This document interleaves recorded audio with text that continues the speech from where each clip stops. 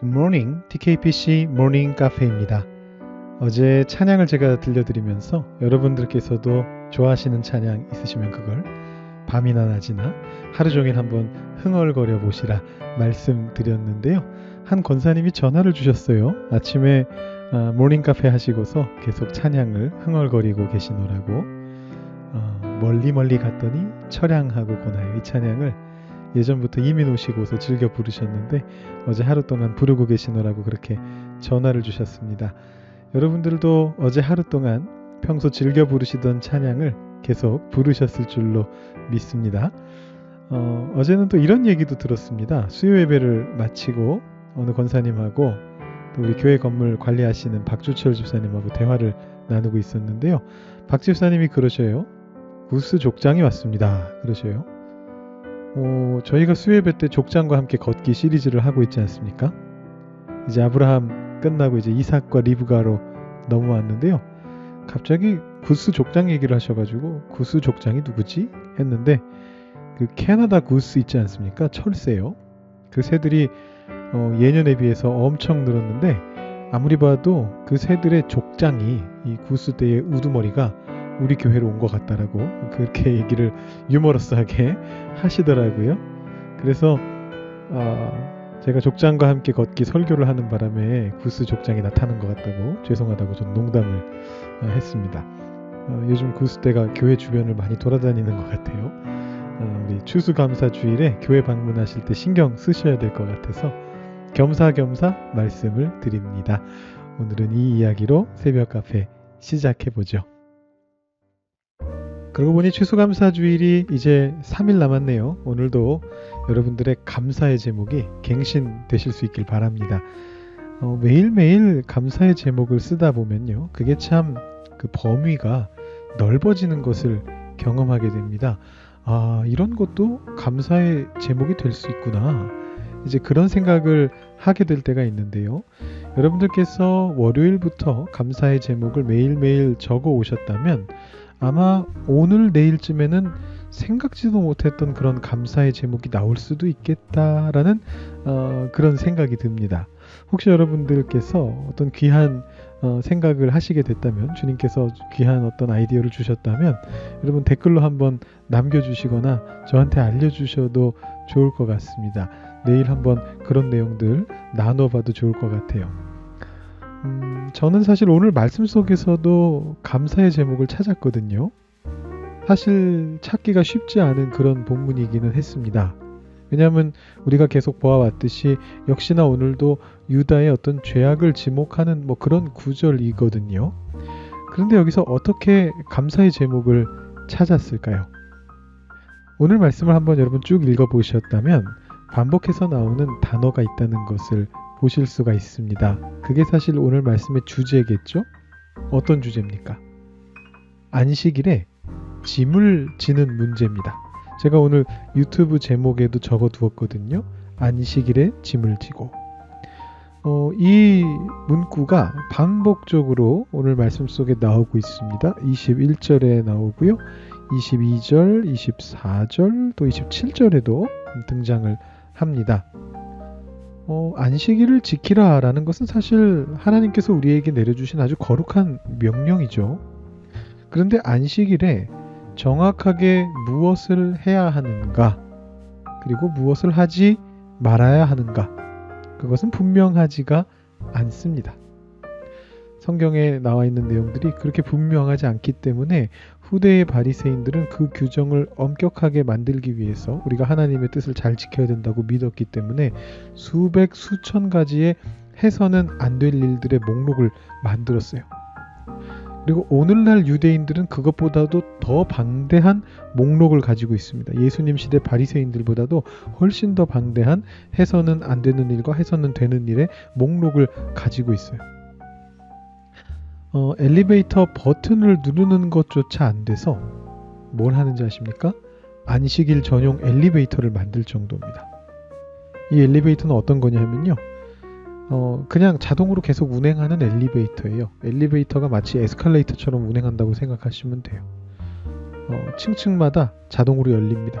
모든 층을 다 자동으로 그냥 서게 돼 있습니다. 일정 시간 동안 문이 열려 있다가 알아서 문이 닫히고 다음 층으로 넘어가는 거예요. 그렇게 해서 엘리베이터 버튼을 누르는 그 일을 하지 않아도 되게 만들어 놓은 엘리베이터입니다.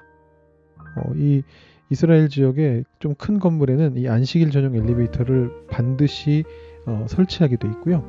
작은 건물이라 엘리베이터가 하나밖에 없을 때는 안식일 날만 그렇게 운행되도록 시스템을 구축해 놨다 그래요. 근데요, 어떤 랍비가, 아주 권위 있는 랍비가 몇 년 전에 좀 됐습니다. 한 10여 년 전인 것 같은데 그런 해석을 했대요. 율법 해석을 하면서 이 안식일 전용 엘리베이터를 타는 것조차도 안 된다. 그것도 안식일에 해서는 안 되는 일이다. 이렇게 해석을 하는 바람에 논쟁이 벌어진 적이 있다고 합니다. 엘리베이터가 자동으로 문이 열리더라도 안 된다는 거예요. 타는 것 자체가 일하는 행위다. 이렇게 해석했다는 거예요. 그래서 어떤 사람들은 이 랍비의 해석을 따르기 위해서 계단으로 다녔다는 겁니다. 어린 자녀를 데리고 7층 집까지 그냥 안식일이면 오르락 내리락 하시는 그런 분들이 있었대요. 근데 사실 따지고 보면 그것도 일이거든요. 계단 따라 올라가는 것도. 이 안식일의 규정 중에, 유대인들의 규정 중에 보면 걸음 수도 규정되어 있습니다. 얼마 걸음 이상 걸으면 안 된다. 그런데 이거는 이제 바리새인들과 또 현대 유대인들의 랍비들이 계속해서 갱신시켜온 어떤 안식일에 해서는 되는 일과 안 되는 일의 목록인데, 성경 자체만을 놓고 보면 안식일에 정확히 무슨 일을 해야 하는지 뭘 하면 안 되는지가 분명하게 다 규정되어 있지가 않습니다. 그러면 핵심은 뭔가요?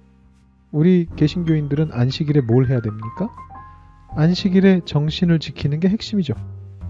늘 그렇습니다만 율법을 문자 그대로 지키는 건 중요하지 않습니다. 오늘날에는 특히 우리 개신교에서는 절대로 율법을 문자 그대로 지키는 것에 관심을 두지 않아요. 안식일이 왜 지정되어 있으며 그 정신을 어떻게 지켜낼 것인가, 이걸 생각하는 거죠. 근데 이미 예레미야 때도 그랬던 것 같습니다.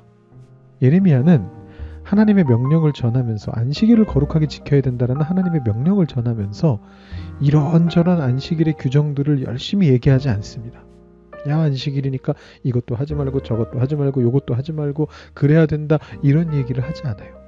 대신에 딱 한 가지의 비유적인 표현에 집중하고 있습니다. 결국은 그것에 집중하는 의미는 뭐냐 하면 안식일의 세부 규정이 아니고 정신을 생각하라는 거거든요. 그 비유적인 표현이 뭐냐?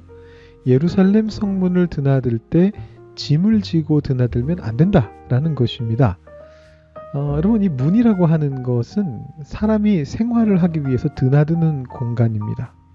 특히 성문이라고 하는 곳은 예루살렘 사람들의 어떤 재판이라던가 어떤 거래라든가 모든 것들이 일어나는 삶의 공간이라고 보시면 돼요. 그런 상징적인 공간을 오갈 때에 짐을 져서는 안 된다는 겁니다. 결국 이건 무슨 얘기냐 하면 삶 속에서 그들을 억누르고 있는 짐들을 내려놓는 시간이 안식일이라는 거예요. 성경의 안식일 규정 속에는 거의 항상 자기만이 아니고 자기의 가족들과 같이 일하는 종들까지도 안식하게 해야 된다는 내용이 거의 포함되어 있습니다. 너만 쉬면 안 된다는 거예요. 당연히 내가 안식하기 위해서 내 짐을 종들에게 지게 해서도 안 된다는 겁니다. 그날은 짐을 다 내려놓고 하나님이 주시는 쉼을 누리도록 규정된 것이고요. 그것이 안식일의 핵심 정신인 거죠. 하나님께서는요, 우리 보고 거룩하라고 말씀하시는데 이 거룩함을 위해서 종교적인 어떤 의무를 우리에게 지우시는 대신에 짐을 내려놓는 정반대의 마치 의무 아닌 의무 같은 것을 안식일에 우리에게 부여하시는 거예요. 우리의 종교적인 의무는요, 막 열성을 다해서 어떻게 하는 것이 아니고요, 쉬는 겁니다. 짐을 내려놓고 쉬는 거예요. 하나님이 우리에게 그걸 명하십니다. 이건 마치 회사에서요, 그 잔업 금지를 시키는 것과 비슷해요. 우리 한국인들은 회사에서 야근하고 막 열심히 일하고 이러는 것들이 굉장히 문화처럼 되어 있지 않습니까? 근데 이제 어떤 회사들에서는 이 대표들이, 이 사장들이 좀 이렇게 쉽게 말해서 깨어있는 그런 분들은 일부러 직원들한테 회사 규칙으로 잔업 금지를 시키는 거예요. 야근 금지. 그래서 충성 외치면서 저는 회사를 위해서는 야근도 불사하겠습니다. 그러는 직원들한테 거꾸로 회사 대표가 건물 두꺼비 집을 내리면서 전기를 다 꺼버린대요. 나가! 저녁에는 가족들하고 시간 보내. 이렇게 말한다는 거예요. 하나님이 그런 아주 착한 대표와 비슷하신 거예요. 하나님께서는 당신을 거룩하게 섬기기 위해서 우리가 쉬어야 한다. 그렇게 이야기하십니다. 무거운 짐을 홀로 지고 걸어가려 하지 말고 쓰러지지 말고 주님께 맡겨야 된다라고 하셔요. 그것이 우리의 의무라고 하시는 거예요. 종교적 의무가 그거라는 겁니다. 이건 아주 감탄할 만한 그런 배려입니다. 이 정도면 우리가 감사해야 되지 않을까요? 제가 오늘 말씀에서 감사의 제목을 잘못 찾은 것일까요? 그렇지 않겠죠. 오늘은 이 주제 가지고 잠시 생각해 보시면 좋을 것 같습니다. 여러분들이 짊어지고 계신 짐에 대해서 생각해 보시고요. 그 짐을 내려놓으라고. 그걸 내려놓는 것이 하나님을 향한 헌신이고 의무라고 말씀하시는 그 하나님의 음성에 귀 기울여 보시면 좋을 것 같아요. 그리고 조금 더 시간이 되신다면 우리만이 아니고 우리 주변에 있는 사람들의 짐도 내릴 수 있도록 우리가 관심을 가지고 돌아봐야 한다라는 것도 기억해 보시면 좋을 것 같습니다. 두 번째 주제는 옵션입니다. 여러분이 두 주제를 가지고요. 한번 묵상해 보시고 오늘 보온병 준비하시는 그런 시간으로 넘어가 보도록 하겠습니다.